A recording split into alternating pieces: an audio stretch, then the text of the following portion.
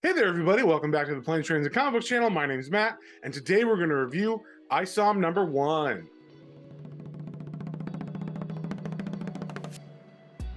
But before we get into that, if you guys wouldn't mind liking, sharing, subscribing, commenting, it really helps me out and lets me know what you guys want to see more of. So, with that being said, let's get straight into it. All right, we got the cover here for Isom #1. It is a Rippaverse comic, and it is by Eric July, Cliff Richards, and Gabe El-Taib. And we start off in this ranch in a desert. And we see at this ranch, there's some interesting things. There's a running track and like a whole workout facility here. And we zoom into someone working out in that area, and that is our main character named Avery. And his workout gets interrupted by a phone call. And it turns out it's his sister, and she's asking him for help. Apparently, there was a girl that worked at their law firm, and the sister is worried that something bad has happened to her. And at first, Avery is kind of reluctant to get involved, but she says that this has to do with an old acquaintance of his named Darren. And upon hearing that name, Avery decides that he's going to help because apparently Darren isn't a very nice guy. So he leaves his farm and heads to the city. And when he gets there, he doesn't waste any time. He just goes straight to Darren's club, walks up to the bodyguards, and demands to see Darren. And of course, they don't know who he is, so they get in a fight with him. And eventually, Avery just wades through all these guards, beating him up as he goes, until he eventually gets to Darren. At which point, Darren calls in the big guns, and possibly because he knows that Avery is an Accept or superpowered individual, he employs an Accept for just such an occasion. And up until this point, we've seen Avery handle himself very well, but it seems like he might be outmatched with this guy, because the dude just grabs Avery and suplexes him into the ground. And that's where I'm going to stop it. I don't want to spoil anything else. So about 2 months ago, I started hearing news about this book called Isom, mostly on Twitter and other social media platforms. And what this book is it's an independent book by a guy named Eric July that was selling it off of his own website. And through that, he made about $3.6 million,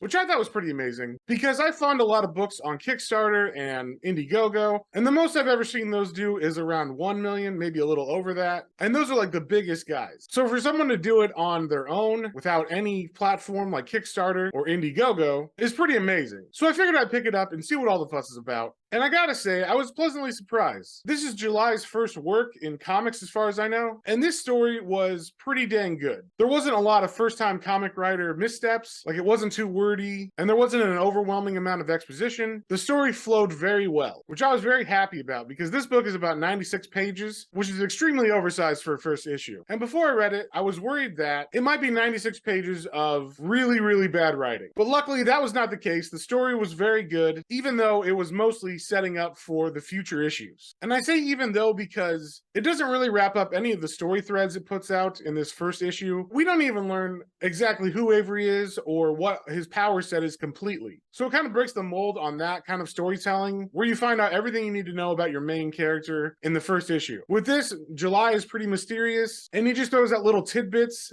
kind of making you interested to see what exactly is Avery. Is he an Accept? He seems to have more power than your average human who works out. So the effect of all this mystery is that it definitely makes you want to read more, because if you enjoyed the story, you need to find out what's going to happen in the second issue and learn more about these characters. So the art in this book is not my favorite style. There's something about it that's just a little too polished or static. I can't quite put my finger on it, but to me personally, it just didn't do it for me. It wasn't bad necessarily, it got the point across, but it just missed the mark somewhere for me. And possibly some of that might have been in the action of the book, because in some of the fight scenes, it seemed like the choreography might have been off. Like for example, there's like a full page splash of Avery and the Accept he was fighting at Darren's place, where they're about to jump up and punch each other at the same time. But then in the next panels, it just seems to skip the exact moment of them coming together, because we just see a panel of them like on their feet on opposite sides where they were before. So did they just jump and cross each other, or did they actually punch each other, or what happened there? Things like that just felt a little bit clumsy, and maybe I'm just picky because I didn't get lost or anything during the fights. It just seemed like it didn't flow as well as it could have. But for a first-time indie book, that's a very minor nitpick.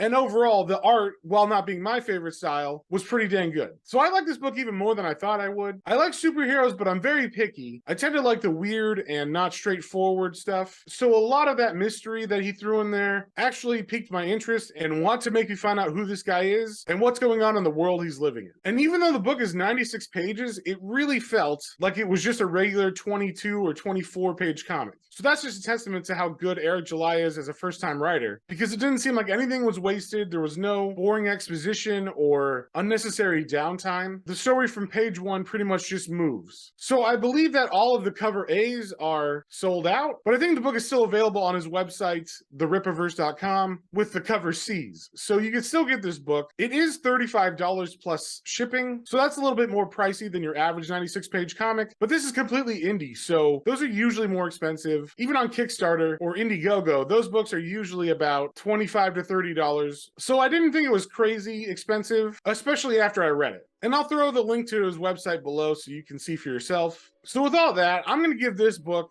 a 4 out of 5. I really liked it. I did not think it was going to be as good as it was, and I was very impressed on how well the story flowed and how it held my attention from start to finish. And a lot of the stuff I said about the art is my own personal preference, so I'm not really counting that against the book. So if you saw anything you liked, definitely go to therippaverse.com and pick up that book, and we will see y'all in the next one.